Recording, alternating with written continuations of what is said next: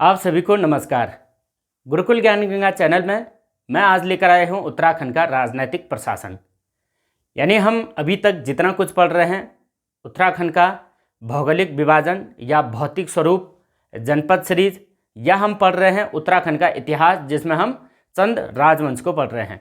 लेकिन आज मैं लेकर आया हूँ बहुत ही महत्वपूर्ण टॉपिक, उत्तराखंड का राजनीतिक प्रशासन। देखिए, यहाँ से कई प्रश्न बनते हैं, से कई बार ऐसे क्वेश्चन बन जाते हैं जो हमें डाउट कर देते हैं, यानी हम कंफ्यूज में रह जाते हैं। उसी कंफ्यूज को क्लियर करने के लिए आज हम डिस्कस करने वाले हैं इस महत्वपूर्ण टॉपिक पर।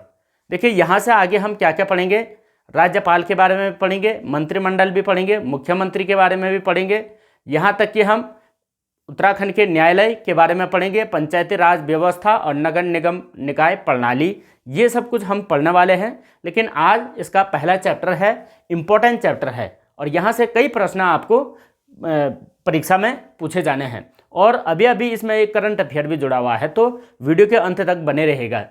एक भी मिस्टेक नहीं होनी चाहिए क्योंकि हम कर रहे हैं परीक्षा की तैयारी, तो परीक्षा में गलती की कोई भी गुंजाइश नहीं होनी चाहिए। उसके लिए हम डिस्कस कर रहे हैं उत्तराखंड राजनीतिक प्रशासन। देखिए, उत्तराखंड राजनीतिक प्रशासन की शुरुआत होती है उत्तराखंड राज्य गठन के साथ ही, क्योंकि उत्तराखंड पहले उत्तर प्रदेश का हिस्सा रहा है, चाहे भौगोलिक आधार पर था या राजनीतिक दृष्टि से था, उत्तर प्रदेश के साथ जुड़ा हुआ था, तो उत्तर प्रदेश का ही एक हिस्सा था। उसके पश्चात उत्तर प्रदेश का पुनर्गठन हो गया। पुनर्गठन 9 नवंबर 2000 को। कई बार प्रश्न घुमा करके ऐसे भी देता है उत्तराखंड का गठन कब हुआ, ऐसा नहीं देगा, बल्कि ये देगा कि उत्तर प्रदेश का पुनर्गठन कब हुआ, क्योंकि उत्तर प्रदेश का पुनर्गठन ही जब होता है तभी उत्तराखंड राज्य बनता है। यानी उस समय उत्तरांचल नाम था, अब तो उत्तराखंड हो चुका है 1 जनवरी 2007 के पश्चात। उत्तर प्रदेश सरकार में उत्तराखंड से कितने विधानसभा सदस्य और कितने विधान परिषद के सदस्य उस टाइम पर थे, इस पर भी बात होती है, यानी ये भी आपके एग्जाम में पूछा जाना है। तो बात करें उत्तरांचल विधानसभा सीटें, यानी जब हम उत्तर प्रदेश का हिस्सा थे उस समय उत्तरांचल से कितनी सीटें उत्तर प्रदेश की विधानसभा और विधान परिषद में चुन करके जाती थी, उनकी संख्या थी टोटल 31। और 31 में भी जो 22 सीटें थी वे थी विधानसभा की, यानी विधायक, और ये जो 9 सीटें थी ये थी विधान परिषद की सीटें।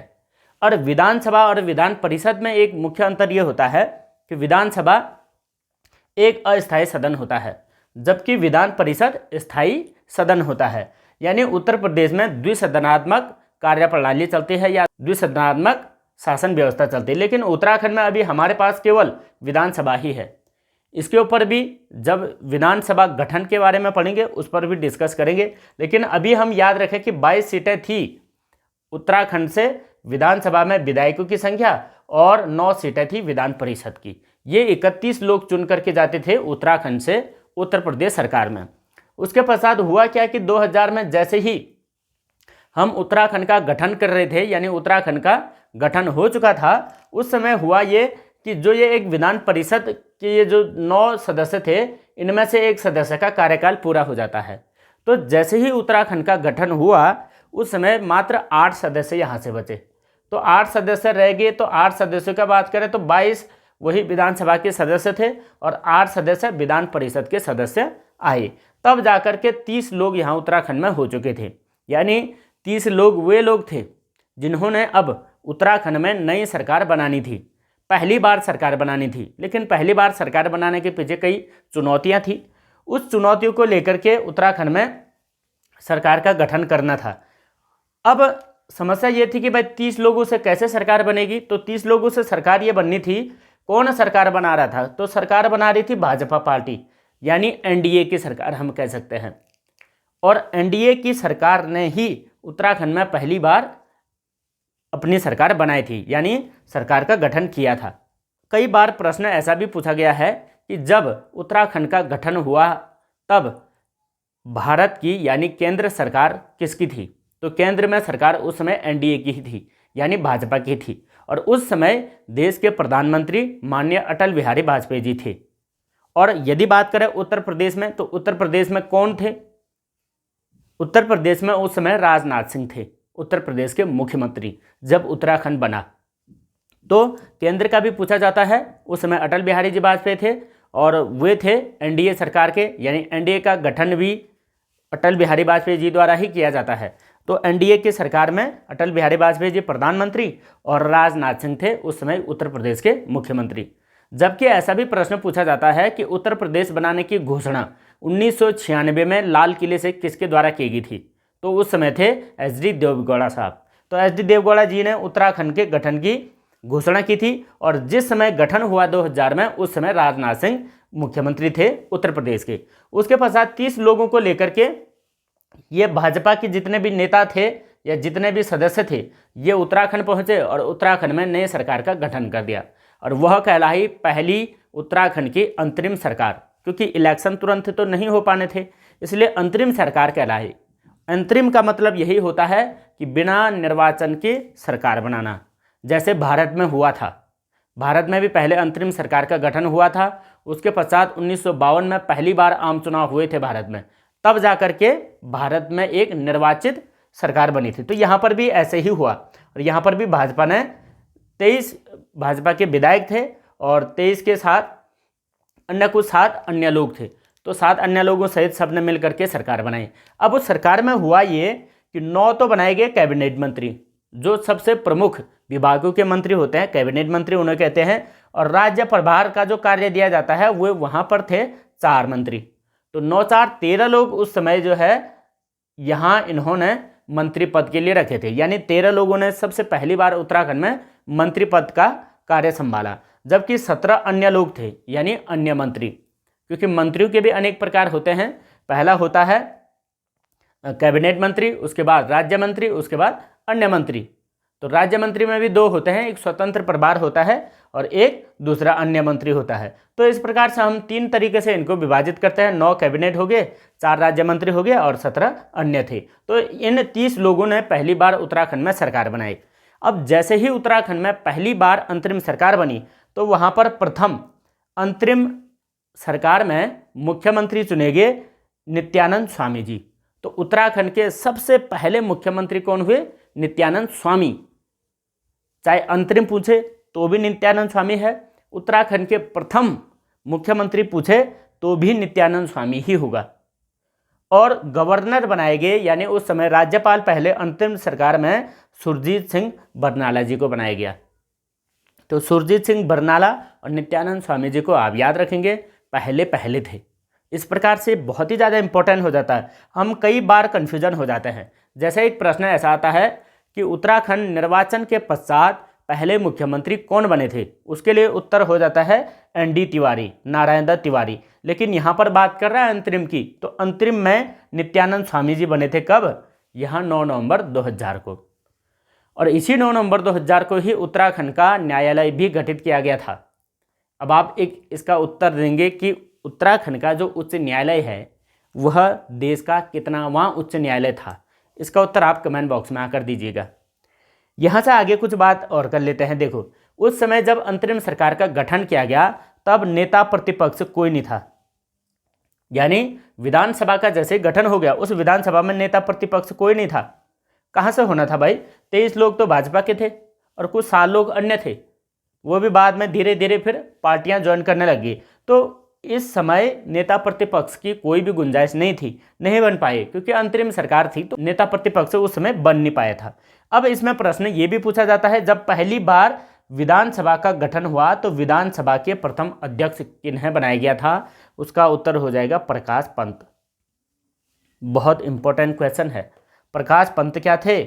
उस समय प्रथम अंतरिम सरकार के विधानसभा अध्यक्ष थे, जैसे अभी के समय में प्रथम महिला विधानसभा अध्यक्षा बनी हैं ऋतु भूषण खंडूड़ी, और उस समय पहले थे प्रकाश पंत। अगर बात किया जाए तो प्रथम उत्तराखंड का बजट पेश करने वाले कौन थे? तो प्रथम बजट पेश करने वाले थे रमेश पोखरियाल निशंक। रमेश पोखरियाल निशंक जी प्रथम वित्त मंत्री का कार्य इन्होंने संभाला। उस समय कब की बात है? जब उत्तराखंड का गठन हुआ था अंतरिम सरकार के समय में। इतनी बातें हम याद रख सकते हैं, बहुत ही ज़्यादा इंपॉर्टेंट है। उसके पश्चात हुआ यूँ कि 29 अक्टूबर को, यानी 29 अक्टूबर 2001 की कहानी है ये। 29 अक्टूबर 2001 को, उस 2001 में नित्यानंद स्वामी जी ने त्यागपत्र दे दिया। मुख्यमंत्री से। उन्होंने कहा कि भाई देखो, हमें मुख्यमंत्री नहीं रहना है, हमें त्यागपत्र चाहिए, तो अपने त्यागपत्र उन्होंने दे दिया। उसके पश्चात द्वितीय अंतरिम मुख्यमंत्री बनाए गए भगत सिंह कोश्यारी जी। और वर्तमान में भगत सिंह कोश्यारी जी एक राज्य के राज्यपाल हैं। और किस राज्य के हैं? जो कि उत्तराखंड के द्वितीय मुख्यमंत्री थे। और उत्तराखंड के भी द्वितीय थे, अंतरिम में भी द्वितीय थे। और ये याद रखेंगे कि अंतरिम सरकार में मात्र 2 ही मुख्यमंत्री बने उत्तराखंड में। पहले बने थे नित्यानंद स्वामी जी और दूसरे बने थे कौन? भगत सिंह कोश्यारी जी। और भगत सिंह कोश्यारी जी के समय में मात्र 12 कैबिनेट्स थी, जबकि नित्यानंद स्वामी जी के समय में 13 कैबिनेट्स थी। 9 4 13 यहाँ। तो ये दोनों चीज़ें भी हमने क्लियर याद रखनी है भाई। यहाँ से कन्फ्यूजन क्वेश्चन पूछा जाता है, ये तो बहुत ही ज़्यादा इंपॉर्टेंट है।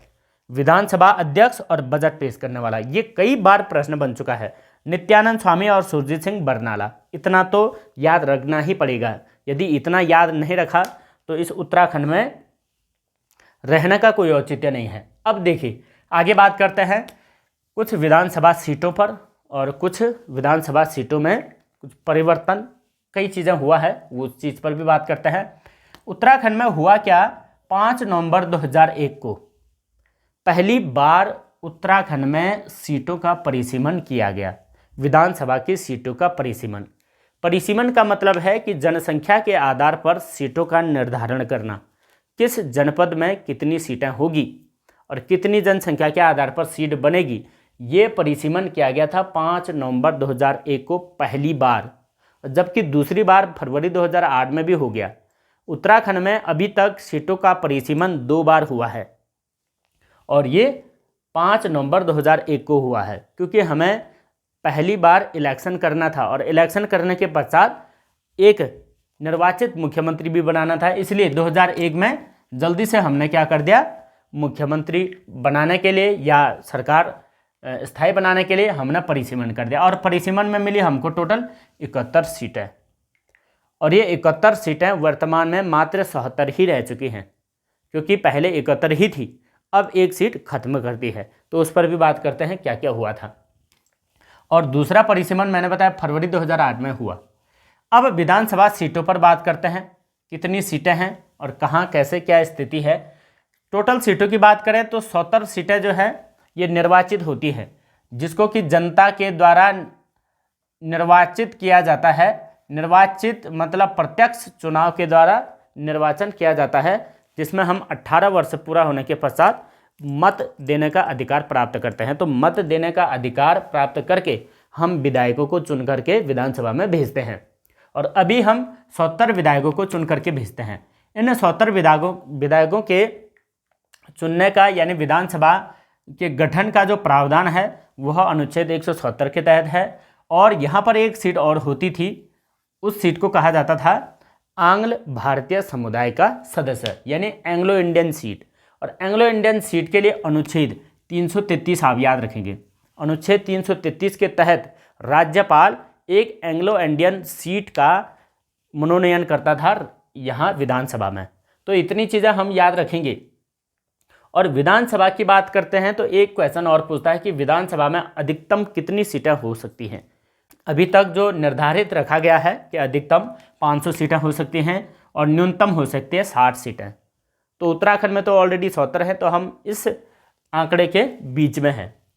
और एंग्लो इंडियन सीट से रिलेटेड एक महत्वपूर्ण परिवर्तन हम पढ़ लेते हैं। महत्वपूर्ण परिवर्तन ऐसा हुआ कि 25 जनवरी 2020 को एक परिवर्तन किया गया कि जो ये एंग्लो इंडियन समुदाय की सीट होती थी, यानी आंग्ल भारतीय होता था, उस सीट को खत्म कर दिया गया, यानी अब समाप्त कर दिया गया उस आरक्षण को।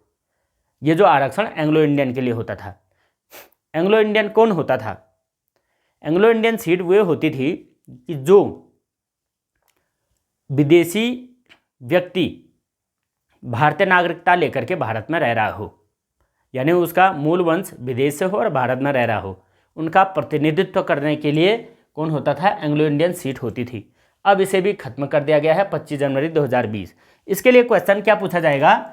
किस संविधान संशोधन के द्वारा और कितना संविधान संशोधन विधेयक के द्वारा ये परिवर्तन किया गया है? ये परिवर्तन किया गया है 126वां संविधान संशोधन विधेयक के द्वारा।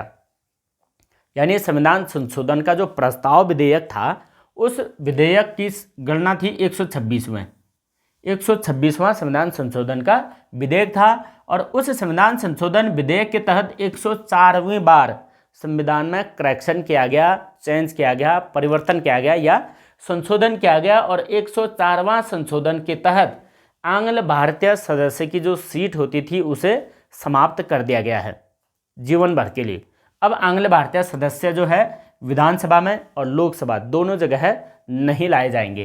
तो ये तिथि थी 25 जनवरी 2020 से यह अधिनियम लागू हो चुका है। यानी अब आंग्ल भारतीय सदस्य नहीं रहेगा। आंग्ल भारतीय सदस्य से रिलेटेड क्वेश्चन ये पूछा जा सकता है कि भाई ये लोकसभा में जो राष्ट्रपति के द्वारा 2 सीटें चुनी जाती थी, वो 2 सीटें किस अनुच्छेद के तहत चुनी जाती थी? उसके लिए उत्तर हो जाएगा 331वां अनुच्छेद। और अगर विधानसभा की बात करें तो विधानसभा में राज्यपाल के द्वारा कितनेवां अनुच्छेद के तहत चुना जाता था? तो ये उत्तर हो जाएगा 333। ये बहुत इंपॉर्टेंट क्वेश्चन है, इसको आप कंठस्थ करके याद रखेंगे, बहुत ज़्यादा खास है। और ये पूछा जाना है अभी में, इसलिए पूछा जाना है क्योंकि अभी अभी परिवर्तन हुआ है और उसके बाद कोई ऐसा एग्जाम भी नहीं हुआ जहाँ पर ये क्वेश्चन बने हों। तो अभी ये क्वेश्चन बनने हैं क्योंकि अभी परिवर्तन हुआ है 2020 में। और उसके बाद बात करें, एक अनुच्छेद है 334। इस 334 अनुच्छेद में राज्य विधानसभा के लिए और लोकसभाओं के लिए आरक्षण का प्रावधान है। आरक्षण में कौन कौन सी सीटें होती हैं? जैसे एससी और एसटी सीटें। एससी एसटी सीटों का आरक्षण 334वां अनुच्छेद में वर्णित है। तो इतना भी हम याद रखेंगे भाई कि 333, 331, 334 ये तीनों के तीनों चीज़ें याद रखनी है। एससी एसटी का आरक्षण 334 के तहत है। अब इस 334 में भी कुछ करेक्शन किया गया इसी संविधान संशोधन में। वो करेक्शन कैसे किया गया कि 2020 में इस एससी एसटी सीट का 70 वर्ष का आरक्षण कंप्लीट हो रहा था। ये 70 वर्ष का मतलब आप समझिए संविधान लागू होने के 70 वर्ष। तो संविधान 1950 में लागू हुआ था, उसके पश्चात 2020 में जो है 70 वर्ष कंप्लीट हो रहे थे। उसके पश्चात हुआ यूँ कि अभी समाज की स्थिति को देख करके ये निर्णय लिया गया कि इस आरक्षण को एससी एसटी के जो सीटों का आरक्षण है उसको 10 वर्ष के लिए और बढ़ा दिया जाएगा। और 10 वर्ष के लिए का मतलब है 2030 तक के लिए बढ़ा दिया है। और अभी इसमें आरक्षण ये हुआ कि 10 वर्ष और बढ़ा दिया 70 वर्ष में, और 80 वर्ष तक के लिए ये आरक्षण बढ़ा दिया गया है। तो 80 वर्ष का मतलब आप समझिए 1950 से 80 वर्ष कितना होता है? 2030 तक। अब 2030 में इस पर फैसला फिर से लिया जाएगा, संशोधन किया जाएगा कि आगे क्या कार्य करना है, या आरक्षण रखना है सीटों का या खत्म करना है। तो अभी तक 2030 तक के लिए आरक्षण बढ़ा दिया गया है, जो कि अनुच्छेद 334 के तहत होता है। तो आंग्ल भारतीय सीट के साथ साथ हमने इस आरक्षण को भी क्लियर कर लिया है। इतनी बातें हम याद रखेंगे, बहुत ही ज़्यादा इम्पोर्टेंट है, ये आने वाले एग्जाम के लिए रामबाण हो सकता है। अब बात करते हैं आंग्ल भारतीय सदस्य जो कि उत्तराखंड के विधानसभा में पिछले 20 वर्षों से मनोनीत थे, जिन्हें राज्यपाल के द्वारा रखा जाता था या मनोनीत किया जाता था। तो राज्यपाल के द्वारा कितने लोगों को उत्तराखंड की विधानसभा में रखा गया अभी तक, उनकी बात करते हैं। देखो, पहला तो पूछा जाना है, उनका नाम है आरवी गार्डनर, यानी सीधा आप गार्डनर भी याद रखेंगे। आरवी गार्डनर प्रथम आंग्ल भारतीय सदस्य थे उत्तराखंड विधानसभा में। उसके बाद दूसरे रहे तो ये कैमर मेयर रहे, तीसरी बार भी आरवी गार्डनर रहे, तीसरे विधानसभा में। और चौथी विधानसभा में रहे थे जॉर्ज आइवान ग्रेगरी मैन, जो कि उत्तराखंड विधानसभा में आंग्ल सदस्य के रूप में अंतिम भी हैं। और इनके पश्चात ये आरक्षण इनका समाप्त कर दिया गया है।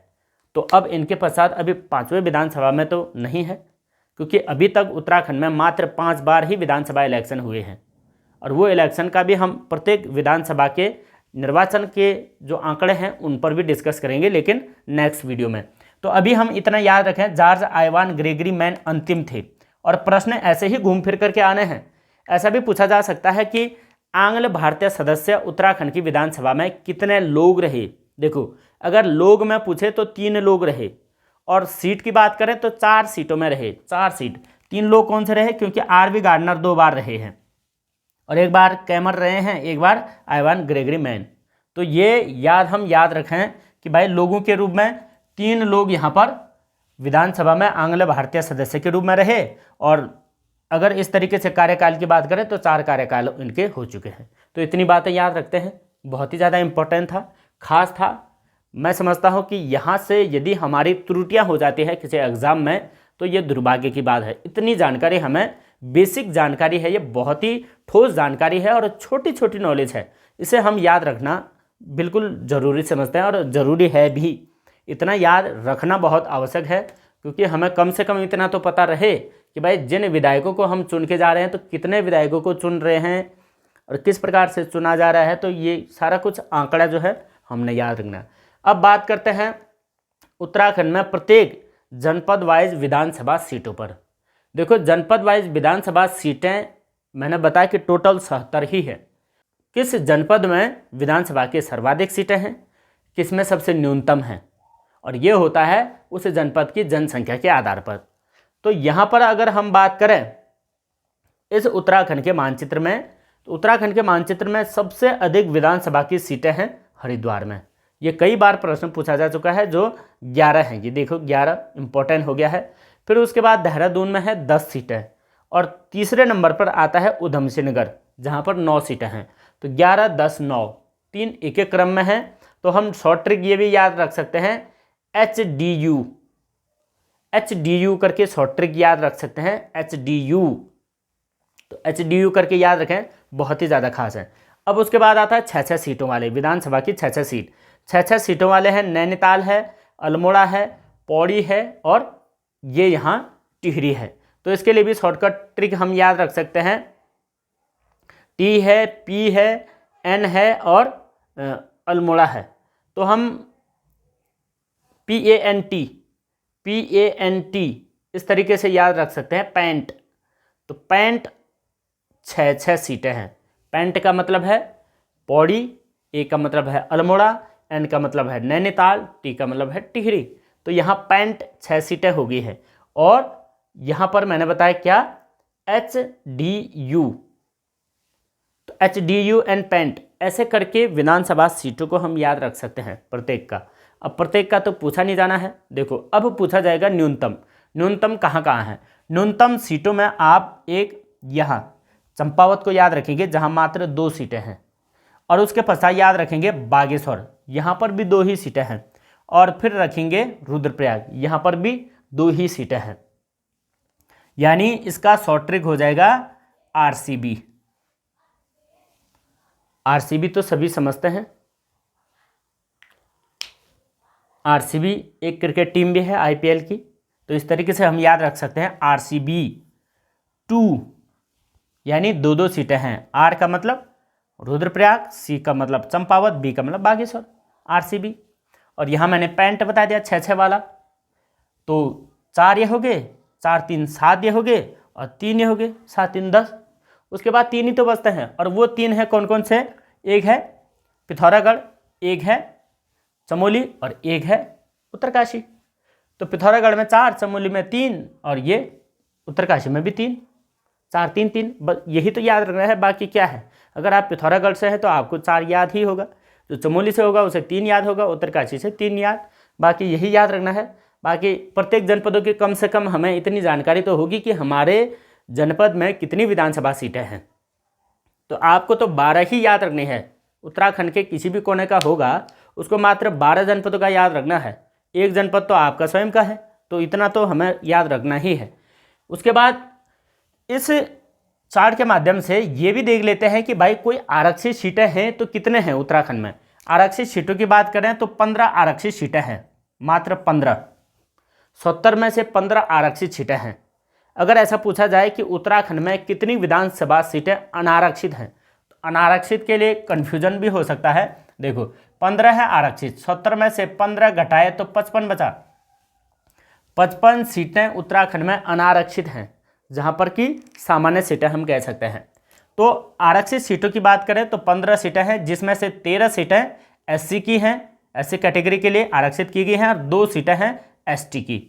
एसटी का मतलब हो जाता है अनुसूचित जनजाति के लिए, और ये एससी का मतलब हो गया अनुसूचित जाति के लिए।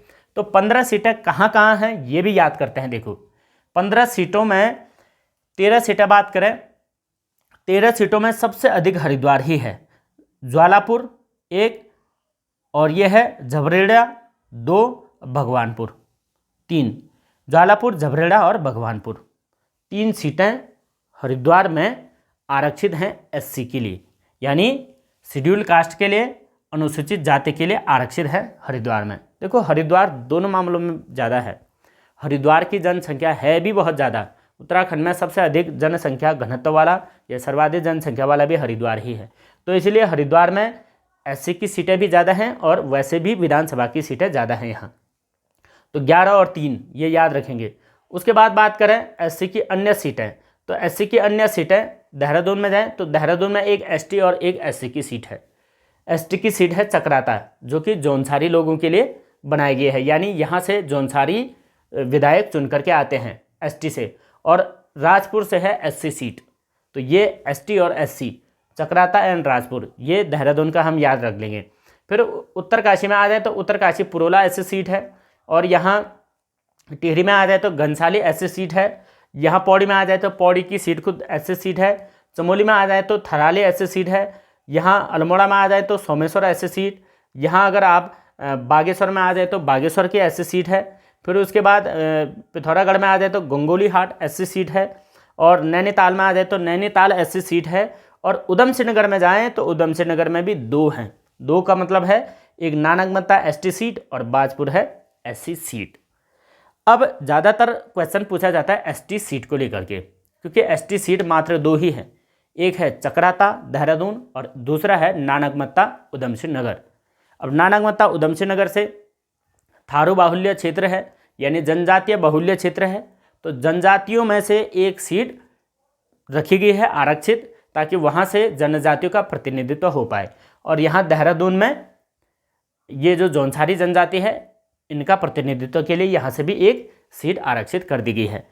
अब ये यहाँ दोनों इन जगहों पर क्यों हुआ? क्योंकि इसलिए हुआ क्योंकि हमने जनजातियों वाली वीडियो में पढ़ा था कि भाई उत्तराखंड की सबसे बड़ी जो जनजातीय समूह है वह है थारू, जो कि उधम सिंह नगर में निवास करती हैं। और दूसरी सबसे बड़ी जनजाति है वो है जौनसारी, और वो निवास करते हैं देहरादून के जौनसार भाबर में। इसीलिए उन लोगों के लिए यहाँ पर जो है एक एक आरक्षित सीट रखी गई है, ताकि उन जनजातियों का विकास, उन जनजातियों की आर्थिक स्थिति, सामाजिक स्थिति और लोक परंपराएं वगैरह सब चीज़ को संरक्षण मिल सके ठीक से। अब इसमें से एक क्वेश्चन और बनता है कि कौन सी ऐसे जनपद है जहां पर एक भी एससी सीट और एक भी एसटी सीट नहीं है? ऐसे भी जनपद हैं 2।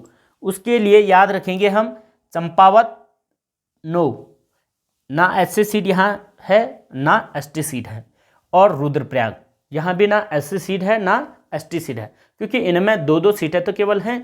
तो 2-2 सीटें हैं तो 2-2 सीटें केवल सामान्य जाति के लिए ही रखी गई हैं।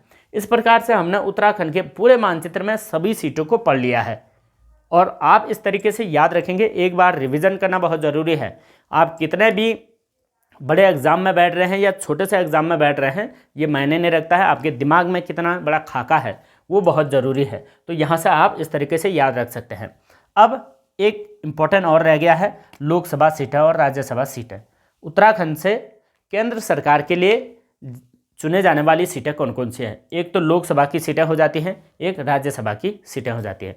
लोकसभा ऐसा सदन है जो अस्थायी सदन होता है, राज्यसभा स्थायी होता है। तो इसमें बात करें लोकसभा की, तो लोकसभा के मात्र 5 सांसद यहाँ से चुन के जाते हैं और 3 सांसद जाते हैं राज्यसभा में। 5 कौन कौन से जाते हैं? जैसे एक मालाराज लक्ष्मी जी हैं अभी लोकसभा सांसद। देखो ये जो मालाराज लक्ष्मी हैं ये पंवार वंशीय हैं। तो पंवार वंशीय बोले तो परमार वंशीय, तो ये चुने जाते हैं यहाँ टिहरी से। और इनके लिए निर्वाचित कौन कौन से निर्वाचन करते हैं? टिहरी करता है और उत्तरकाशी। इन 2 जनपदों के द्वारा मालाराज लक्ष्मी की जो टिहरी की सीट है उस पर निर्वाचन किया जाता है। उसके बाद टीएस रावत हैं। टीएस रावत का मतलब है तीरथ सिंह रावत जी, और तीरथ सिंह रावत जी को चुना जाता है कहाँ? पौड़ी से। तो पौड़ी में एक लोकसभा सीट है। पौड़ी में कौन कौन से वोटिंग करते हैं? चमोली पौड़ी में करता है, रुद्रप्रयाग पौड़ी में करता है। तो यहाँ से कौन है? त्रिवेंद्र सिंह रावत। उसके बाद अजय टमटा जी हैं। अजय टमटा जी अभी एससी की एक आरक्षित सीट है यहाँ उत्तराखंड में। अजय टमटा जी अभी हैं अल्मोड़ा से। तो अल्मोड़ा से इनको चुना गया है एससी सीट में, जो कि लोकसभा की सीट है, यानी लोकसभा के सांसद हैं। फिर हैं अजय भट्ट, ये नैनीताल से चुने गए हैं। तो ये हो गया। उसके बाद है रमेश पोखरियाल निशंक जी। तो रमेश पोखरियाल निशंक है कहाँ? हरिद्वार से, जहाँ की हरिद्वार और देहरादून की एक सामूहिक सीट है। तो इस प्रकार से हमने याद रखना है कि भाई 5 सीटें कहाँ कहाँ से चुनी जाती हैं, ये कन्फर्मली याद रखा जाए। और उसके पश्चात पूछा जाता है राज्यसभा के 3 सांसद कौन कौन से। तो राज्यसभा में अभी नरेश बंसल जी हैं, दूसरे प्रदीप टमटा जी हैं और अनिल बलूनी जी हैं। ये याद रखें। यहाँ पर कन्फ्यूजन क्वेश्चन भी होता है, प्रदीप टमटा एंड अजय टमटा। तो प्रदीप टमटा है राज्यसभा सदस्य और ये हैं अजय टमटा है, ये लोकसभा सांसद हैं। तो ये राज्यसभा सांसद, ये लोकसभा सांसद, तो दोनों में कन्फ्यूजन नहीं करेंगे, इसलिए हमने इतने याद रखना है। तो ये तो एक नॉर्मल सी बात है, इतना याद रखना बहुत ज़रूरी भी है। और प्रत्येक लोकसभा में जो है अगर वितरित कर दिया जाए तो 5 हैं लोकसभा सीटें, 5 हैं और विधानसभा सीटें हैं 70। तो 14 पंजे 70 अगर काउंटिंग कर दी जाए तो एक लोकसभा सीट के अंदर कम से कम 14 विधानसभा सीटें आती हैं। तो इतना हम लोग कंफर्म करके याद रख लिए। तो इतने में जितने भी क्वेश्चन बनते हैं आप एक एक करके याद रखेंगे। बहुत ही ज़्यादा इंपॉर्टेंट चैप्टर था। तो इस चैप्टर को आप कितना क्लियर याद रख पा रहे हैं वह आप कमेंट में आकर के ज़रूर बताएं। और ये वीडियो बहुत ही ज़्यादा इंपॉर्टेंट है, इसलिए आप सभी दोस्तों में शेयर करें। इस तरीके की मास्टर वीडियो आपको यदि मिल रही है तो हमारे चैनल को सब्सक्राइब करने में कोई हर्ज नहीं है, आप सब्सक्राइब करें। बाकी यहाँ से आगे का जो चैप्टर होगा, यानी अब इसके बाद हम विधानसभा का गठन, मंत्रिमंडल का गठन, मुख्यमंत्री निर्वाचन आदि, राज्यपाल के बारे में पढ़ेंगे। उसके बाद न्यायालय के बारे में पढ़ेंगे और साथ ही साथ हम पढ़ेंगे उत्तराखंड का पंचायती राज व्यवस्था और नगर निकाय प्रणाली। ये सारा कुछ पढ़ेंगे। तब तक के लिए चैनल पर लगातार बने रहें और अपने दोस्तों में ज़रूर शेयर कीजिएगा और एक सब्सक्राइब का बटन ज़रूर दबाएं। बाकी आज के लिए इतना ही, मिलते हैं अगली एक खूबसूरत वीडियो में। तब तक के लिए जय हिंद, जय उत्तराखंड।